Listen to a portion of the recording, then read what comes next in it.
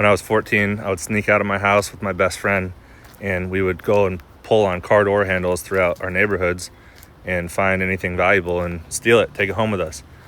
And one night I was out and we found this car with its window cracked, and it was barely cracked on the back passenger side. And so I climb up on the roof and I acrobatically slither my body in between, and I somehow managed to get inside. And I look around the car and I find an iPod. And at the time, it was very valuable, so I was super excited. So I grab it, get out of the car, and I bring it home. And Christmas is coming up, so I'm like, nice. So I wrap it up, I put a bow on it, and I say, from Ross to Mom. And I give my mom this stolen iPod on Christmas morning. She opens it, and she's like shocked. Oh, wow. I don't have a job at the time. So she's like happy, but also shocked. Like, where did this come from? And I remember thinking, like, this is so wrong, but it's like a nice thing that I'm doing, right? Terrible. And so at the time I was going to church. And so every Sunday I'd be going to church. And then during the week I'm robbing people and stealing things. And I hated the feeling. I was like, I don't like doing both of these. I got to decide. I got to pick one. I got to be a good person or I got to be a bad person.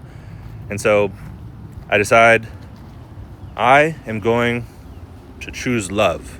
And I'm going to be a good person. I'm going to choose God. And I stop going out at night. I stop robbing people. But then one day, my best friend, for my birthday, he's like, dude, I got you a present. I'm like, cool. He pulls out these nice fishing poles, multiple. And I'm like, no way, dude. For real? Like, for me? Seriously? He's like, yeah, dude. He's happy, smiling. I'm happy. He hands them over. And I'm like, nice, dude. Where'd you get them? And he's like, don't worry about it. I'm like, oh. Well, seriously, where'd you get them?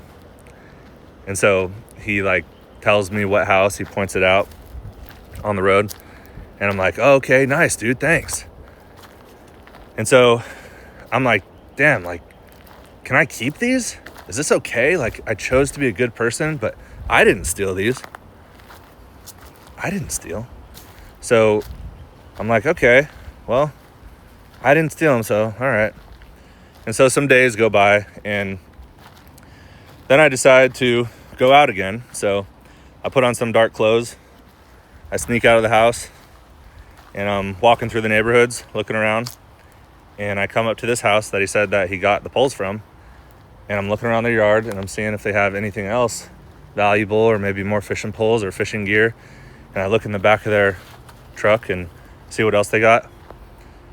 And then I walk up to their front door. But this time, I'm actually holding the fishing poles that he gave me, and I set them down at the front door, and I leave them there, and I return them. And I walk back home, and I didn't steal anything else from any other cars. No more handle pulling that night. And then sometime later, Gus comes over, and we're hanging out, and he's like, let's go fishing. I'm like, all right, yeah, cool. So he's like, all right, where's the poles? I'm like, oh, I don't have those poles anymore. He's like, what? Why? What happened? I'm like, I returned them. He's like, what? I'm like, yeah, I took them back to the people that you stole it from. He's like, dude, what the hell? And I'm laughing so hard because I know this doesn't make any sense to him. And it was at that time that I decided that if I'm gonna be a good person, that doesn't just mean not doing wrong, bad things. It also means setting the world right when I have the chance. So I did.